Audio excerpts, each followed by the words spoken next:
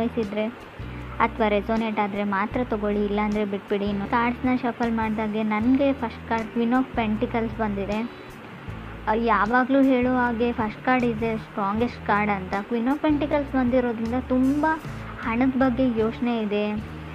So ನಿಮ್ಗೇನಾದರೂ matter ಆಗುತ್ತೆ ಒಂದು ವಿಷಯ ಅಂದರೆ ಅದು ಕೆಲಸದ ವಿಷಯ ಅಂತ ಅನಿಸುತ್ತೆ, ಸ್ಟೆಬಿಲಿಟಿ ಅಂತ ಅನಿಸುತ್ತೆ, ಬೀಯಿಂಗ್ ರೆಸ್ಪಾನ್ಸಿಬಲ್ ಪರ್ಸನ್ ಅಂತ ಅನಿಸುತ್ತೆ. ತುಂಬ ರೆಸ್ಪಾನ್ಸಿಬಿಲಿಟೀಸ್ನ ತೊಗೊಳ್ತಾ ಇದ್ದೀರಾ ನೀವು ಅಥವಾ ನೀವು ಕನೆಕ್ಟ್ ಆಗಿರೋ ಪಾರ್ಟ್ನರು. ಟೈಮ್ ಟು ಮ್ಯಾನೇಜ್ ಅಂತ ಹೇಳುತ್ತೆ.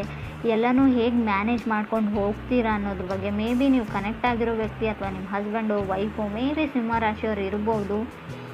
ಕ್ವೀನ್ ಆಫ್ ಪೆಂಟಿಕಲ್ಸ್ ಸರ್ಟನ್ ಆರ್ಡರ್ಸ್ನ ಅಂತ ಹೇಳ್ಬೋದು. ಕೆಲವೊಂದು ಬಿಸ್ನೆಸ್ ಮಾಡ್ತಾಯಿದ್ರೆ ಕೆಲವು ಗೋಲ್ಸ್ನ ರೀಚ್ ಆಗಬೇಕು, ಡೆಡ್ಲೈನ್ ಮುಗಿಯೋದ್ರೊಳಗೆ ವರ್ಕ್ನ ಕಂಪ್ಲೀಟ್ ಮಾಡಬೇಕು. ಸೊ ತುಂಬ everything is taken care of ಅಂತ ಅನಿಸುತ್ತೆ. ಎಲ್ಲನೂ ಮ್ಯಾನೇಜ್ ಮಾಡ್ತಾ ಇದ್ದೀರಾ ನೀವು. ಸೊ ಮೇ ಬಿ ಕೆಲವ್ರಿಗಿದು ಹೊಸದಾಗಿ ಯೂಶ್ವಲಿ ಏನಾದರೂ ಇನ್ವೆಸ್ಟ್ಮೆಂಟ್ ಮಾಡ್ತಾಯಿದ್ರು ಕೂಡ ಕ್ವೀನ್ ಆಫ್ ಪೆಂಟಿಕಲ್ಸ್ ಕಾರ್ಡ್ ಬಂದಿರುತ್ತೆ. ಯಾವುದ್ರ ಮೇಲಾದರೂ ಇನ್ವೆಸ್ಟ್ಮೆಂಟ್, ನಿಮ್ಮ ವೈಫು ನಿಮ್ಮ ಪಾರ್ಟ್ನರ್ಗೋಸ್ಕರನೋ ಏನಾದರೂ ಶಾಪಿಂಗ್ ಮಾಡ್ತಾಯಿದ್ರೆ, ಗಿಫ್ಟಿ ತೊಗೊಳ್ತಾ ಇದ್ರು ಕೂಡ ಈ ಕಾರ್ಡ್ ಬಂದಿರುತ್ತೆ. ಸೆಕೆಂಡ್ ಕಾರ್ಡ್ ನನಗೆ ಹ್ಯಾಂಗ್ ಮ್ಯಾನ್ ಬಂದಿದೆ. ಸೊ ಕೆಲವೊಮ್ಮೆ ಜಸ್ಟ್ ವೇಟ್ ಅಂತ ಹೇಳುತ್ತೆ. ಮೇ ಬಿ ಏನಾದರೂ ತೊಗೊಳ್ಬೇಕು ಅಂತ ಅಂದ್ಕೊಂಡಿದ್ರೆ, ಯಾರಿಗೋಸ್ಕರನಾದರೂ ಪರ್ಚೇಸ್ ಮಾಡ್ಕೊಳ್ತಾ ಇರ್ಬೋದು, ಎಲ್ಲಾದರೂ ಏನಾದರೂ ಇನ್ವೆಸ್ಟ್ ಮಾಡ್ತಾಯಿದ್ರು ಕೂಡ ಸೆಕೆಂಡ್ ಕಾರ್ಡ್ ಹ್ಯಾಂಗ್ ಮ್ಯಾನ್ ಬಂದಿರೋದು ವೇಟ್ ಅಂತ ಹೇಳ್ತಾ ಇದೆ ಕಾರ್ಡು. ಸ್ವಲ್ಪ ವಿಚಾರಿಸಿ ಅದ್ರ ಬಗ್ಗೆ ಪೇಪರ್ಸ್ನ, ಡಾಕ್ಯುಮೆಂಟ್ಸ್ನ ವೆರಿಫೈ ಚೆನ್ನಾಗಿ ಮಾಡಿಕೊಂಡು ಮುಂದುವರಿರಿ ಅಂತ ಹೇಳ್ಬೋದು. ಟೂ ಬ್ಯುಸಿ ಅಂತ ಅನಿಸುತ್ತೆ. ಸೊ ಮೇ ಬಿ ನಿಮ್ಮ ಪಾರ್ಟ್ನರ್ ನಿಮ್ಮ ಥರನೇ ಇರ್ಬೋದು. ಮಿರರಿಂಗ್ ಆಫ್ ಈಚ್ ಅದರ್ ಅಂತ ಹೇಳ್ತೀವಿ. ನೀವು ಹೇಗಿದ್ದೀರೋ ಆ ಪರ್ಸನ್ನು ಕೂಡ ಹಾಗೇ ಇದ್ದಾರೆ ಅಂತ ಹೇಳ್ಬೋದು. ನೀವು ನಿಮ್ಮ ಕೆಲಸ ಮತ್ತು ಹಣದ ಬಗ್ಗೆ ತುಂಬ ಯೋಚನೆ ಮಾಡ್ತೀರಾ, ಕೆರಿಯರ್ ಆ್ಯಂಡ್ ಮನಿ ಬಗ್ಗೆ. ಸೊ ಅದರ್ ಪರ್ಸನ್ನು ಆ ಥರನೇ ಇರೋ ಪರ್ಸನ್ ಜೊತೆ ನೀವು ಕನೆಕ್ಟ್ ಆಗಿದ್ದೀರಾ ಕೆಲವರು. ಸೊ ಮೇ ಬಿ ಮನೆ ತೊಗೊಳ್ಬೇಕು ಅಂತ ಡಿಸೈಡ್ ಮಾಡಿದ್ದೀರಾ, ಅಥವಾ ರೀಪ್ಲೇಸ್ ಮಾಡಬೇಕು ಕಾರು ಅಥವಾ ವೆಹಿಕಲ್ಸ್ನ, ಇದನ್ನು ಎಕ್ಸ್ಚೇಂಜ್ ಮಾಡಿ ಬೇರೆ ತೊಗೊಳ್ಬೇಕು, ಇದು ಹಳೇದಾಯಿತು. ಕೆಲವ್ರಿಗೆ difficulty to meet eye to eye ಅಂತ ಕಾರ್ಡ್ ಹೇಳುತ್ತೆ. ನೀವು ಕನೆಕ್ಟ್ ಆಗಿರೋ ಪರ್ಸನ್ನ ಅಥವಾ ಕನೆಕ್ಟ್ ಆಗಬೇಕು ಅಂತ ಅಂದ್ಕೊಂಡಿರೋ ಪರ್ಸನ್ ಕೂಡ ಕಣ್ಣಲ್ಲಿ ಕಣ್ಣಿಟ್ಟು ನೋಡೋಕೆ ಆಗ್ತಾ ಇಲ್ಲ ನಿಮಗೂ ಅಥವಾ ಅದರ್ ಪರ್ಸನ್ಗೂ ಅಂತ ಅನಿಸುತ್ತೆ. ಸೊ ಕೆಲವ್ರಿಗೆ ನೀವು ವೇಟ್ ಮಾಡು ಅಂತ ಹೇಳ್ತಾ ಇದ್ದೀರಾ ನೀವು ಅಥವಾ ಅದರ್ ಪರ್ಸನು. ಸೊ ಅವರಿಗೆ ಸೀರಿಯಸ್ ರಿಲೇಷನ್ಶಿಪ್ ಬೇಕಾಗಿದೆ, ಬಟ್ ನೀವು ಯಾವುದೇ ಡಿಸಿಷನ್ನ ಹೇಳ್ತಾ ಇಲ್ಲ ನೀವು ಅಥವಾ ಅದರ್ ಪರ್ಸನ್ನು. ಯಾವಾಗಲೂ ಅವ್ರನ್ನ ವೇಟ್ ಮಾಡು ಅಂತಲೇ ಹೇಳ್ತಾ ಇದ್ದೀರಾ. ಸೊ ತುಂಬ ಅವ್ರಿಗೆ ಗೊತ್ತಾಗ್ತಾ ಇಲ್ಲ ಲೈಫಲ್ಲಿ ಏನು ಆಗ್ತಾ ಇದೆ ಅಂತ. ಹ್ಯಾಂಗ್ ಮ್ಯಾನ್ ಇರೋದ್ರಿಂದ ತುಂಬ ದೇ ಕ್ಯಾಂಟ್ ಹ್ಯಾಂಡಲ್ ಅಂತ ಹೇಳ್ಬೋದು. ಕೆಲವು ವಿಷಯಗಳನ್ನ ಅವ್ರಿಗೆ ಮ್ಯಾನೇಜ್ ಮಾಡೋಕ್ಕಾಗ್ತಾ ಇಲ್ಲ. ಸೊ ಯಾರೂ ಮೂವ್ ಮಾಡೋಕ್ಕೆ ರೆಡಿ ಇಲ್ಲ, ನೀವಾಗಿರ್ಬೋದು ಅಥವಾ ಅದರ್ ಪರ್ಸನ್ನು. ಈ ಥರ ಹೇಳ್ತಾ ಇದ್ದೀನಿ ಅಂತ ತಪ್ಪು ತಿಳ್ಕೊಳ್ಬೇಡಿ, ನಿಮ್ಮ ಮನಸ್ಸಲ್ಲಿ ಏನಿದೆ ಅಂತ. ಸೊ ಕಾರ್ಡಲ್ಲಿ ಕೂಡ ನನಗೆ ಅರ್ಥ ಆಗ್ತಾ ಇಲ್ಲ. ಸೊ ಯಾವುದೇ ಡಿಸಿಷನ್ನ ತೊಗೊಳ್ಳೋಕ್ಕೆ ನೀವು ರೆಡಿ ಇಲ್ವೋ ಅಥವಾ ನೀವು ಕನೆಕ್ಟ್ ಆಗಿರೋ ಪರ್ಸನ್ ರೆಡಿ ಇಲ್ವೋ. ಮೇ ಬಿ ಥರ್ಡ್ ಕಾರ್ಡ್ ನನಗೆ 10 ಆಫ್ ವಾಂಡ್ಸ್ ಬಂದಿದೆ. ತುಂಬ ರೆಸ್ಪಾನ್ಸಿಬಿಲಿಟೀಸ್ ಇರ್ಬೋದು, ಇಲ್ಲ ಅಂತ ಹೇಳಲ್ಲ ನಾನು. ನಿಮಗಿದೆಯೋ ತುಂಬ ಮನೆ ಜವಾಬ್ದಾರಿ ಎಲ್ಲ ಇದೆಯೋ, ಅಥವಾ ಮನೆಯಲ್ಲಿ ಇರೋ ಸಿಬ್ಲಿಂಗ್ಸ್ನ ಸೆಟಲ್ ಮಾಡಬೇಕು, ತುಂಬ ತೊಂದರೆಗಳಿರ್ಬೋದು, ಅಥವಾ ಅದರ್ ಪರ್ಸನ್ಗಿರ್ಬೋದು, ಎಲ್ಲ ಸರಿ. ಬಟ್ ಎಷ್ಟು ಅಂತ ವೇಟ್ ಮಾಡಬೇಕು ಅದರ್ ಪರ್ಸನ್. ಅವ್ರ ಮನೆಯಲ್ಲೂ ಕೂಡ ಕೆಲವು ತೊಂದರೆ ತಾಪತ್ರಯಗಳಿರುತ್ತೆ, ಫ್ಯಾಮ್ಲಿ ಕಡೆಯಿಂದ ಪ್ರೆಷರ್ ಇರುತ್ತೆ ಅವ್ರಿಗೂ ಕೂಡ. ಸೊ ನಿಮ್ಗಾಗಲ್ಲ ಅಂದರೆ ಅವ್ರ ಪಾಡಿಗೆ ಅವ್ರಿಗೆ ಬಿಟ್ಟರೆ ಅವ್ರ ಲೈಫಲ್ಲಿ ಅವ್ರು ಸೆಟಲ್ ಆಗಬಹುದು ಅಂತ ಕಾರ್ಡ್ ಹೇಳುತ್ತೆ. ಫಿಫ್ತ್ ಕಾರ್ಡ್ ನನಗೆ 7 ಆಫ್ ವಾಂಡ್ಸ್ ಬಂದಿದೆ.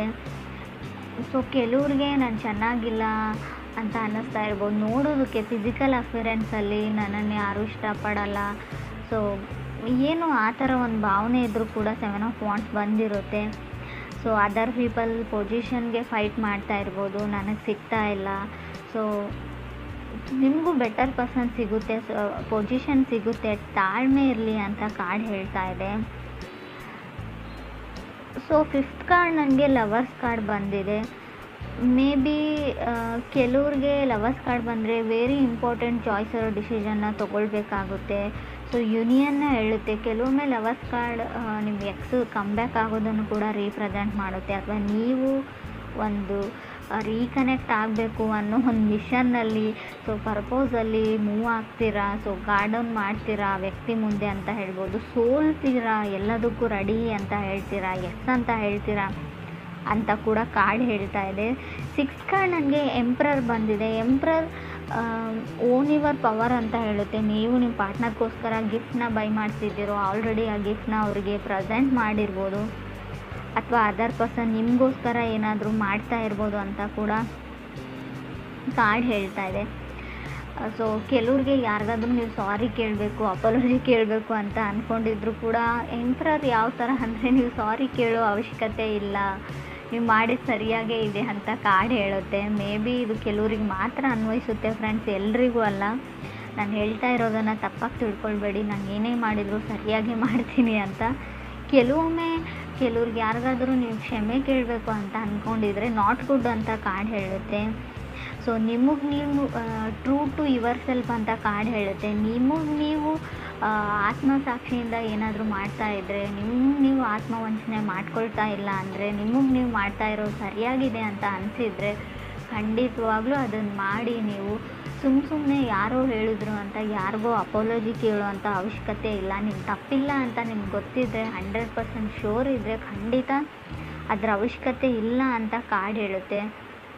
ಈ ಥರ ನೀವು ಥಿಂಕ್ ಮಾಡ್ತಾ ಇದ್ದೀರೋ, ಅಥವಾ ನೀವು ಕನೆಕ್ಟ್ ಆಗಬೇಕು ಅಂತ ಅಂದ್ಕೊಂಡಿರೋ ವ್ಯಕ್ತಿ, ಕನೆಕ್ಟ್ ಆಗಿರೋ ವ್ಯಕ್ತಿ ಕೂಡ ಇರ್ಬೋದು. 8 ಕಾರ್ಡ್ ನನಗೆ ಸ್ಟಾರ್ ಕಾರ್ಡ್ ಬಂದಿದೆ. ಖಂಡಿತ ಹೋಪ್ ಇದೆ, ನಿಮಗೆ ಫಾಸ್ಟ್ ಪರ್ಸನ್ ಬರ್ತಾರೆ. ಎಕ್ಸ್ ಬ್ಯಾಕ್ ಆಗಬೇಕು ಅಂತ ಯಾರಿಗಾದ್ರೂ ಅನಿಸಿದರೆ, ಆಲ್ರೆಡಿ ಬ್ರೇಕಪ್ ಆಗಿದೆ, ಖಂಡಿತ ಆ ವ್ಯಕ್ತಿ ಬರ್ತಾರೆ. ಹೋಪ್ನ ಇಟ್ಕೊಳ್ಬೋದು. ಸ್ಟಾರ್ ಕಾರ್ಡ್ ಕೆಲವೊಮ್ಮೆ ಫೇಮಸ್ ಪರ್ಸನ್ನ ರೀಪ್ರೆಸೆಂಟ್ ಮಾಡುತ್ತೆ. ನಿಮ್ಮ ಕ್ಲಾಸಲ್ಲಿ ಫೇಮಸ್ ಇರ್ಬೋದು, ನೀವು ಕೆಲಸ ಮಾಡೋ ಜಾಗದಲ್ಲಿ ವೈಡ್ ಫೇಮಸ್, ಎಲ್ಲರನ್ನ ಇಂಪ್ರೆಸ್ ಮಾಡ್ತಾರೆ ಆ ವ್ಯಕ್ತಿ. ಮೆಸ್ಮರೈಸಿಂಗ್ ಐಸ್ ಇದೆಯೋ, ಅಥವಾ ನೋಡೋಕೆ ಚೆನ್ನಾಗಿದ್ದಾರೋ, ಆ ಥರ ಇರೋ ವ್ಯಕ್ತಿ ಅಂತ ಹೇಳ್ಬೋದು.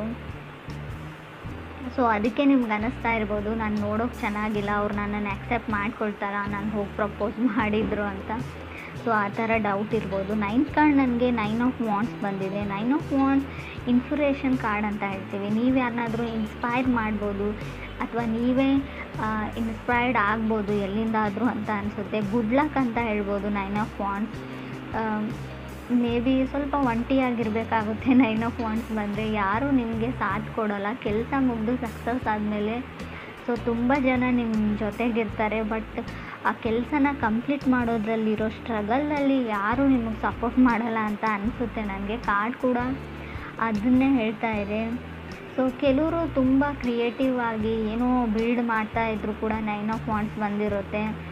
ಲವ್ ಲೈಫ್ ರೀಡಿಂಗ್ ಆಗಿರೋದ್ರಿಂದ ನಿಮ್ಮ ಪಾರ್ಟ್ನರ್ ಸಪೋರ್ಟ್ ಸಿಗೋದು ಕಮ್ಮಿ, ಕೆಲವ್ರಿಗೆ ಸಿಗ್ತಾ ಇಲ್ಲ, ನಿಮ್ಮನ್ನು ಅವ್ರು ನಂಬ್ತಾ ಇಲ್ಲ ಅಂತ ಹೇಳ್ಬೋದು. ಮೇ ಬಿ ಅಫಿಷಿಯಲಿ ಅವ್ರಿಗೇನೋ ಬೇಕಾಗಿದೆ, ಅಫಿಷಿಯಲಿ ಅವ್ರು ನೀವು ಮದುವೆ ಆಗಬೇಕು, ಅಥವಾ ಅಲ್ಲಿವರೆಗೂ ಅವ್ರಿಗೆ ನಂಬಿಕೆ ಬರಲ್ಲ, ನೀವೇನೇ ಹೇಳಿದ್ರು ಅವ್ರು ನಂಬ್ತಾ ಇಲ್ಲ ಅಂತ ಹೇಳ್ಬೋದು. 10th ಕಾರ್ಡ್ ನನಗೆ ಹರ್ಮೆಟ್ ಕಾರ್ಡ್ ಬಂದಿದೆ.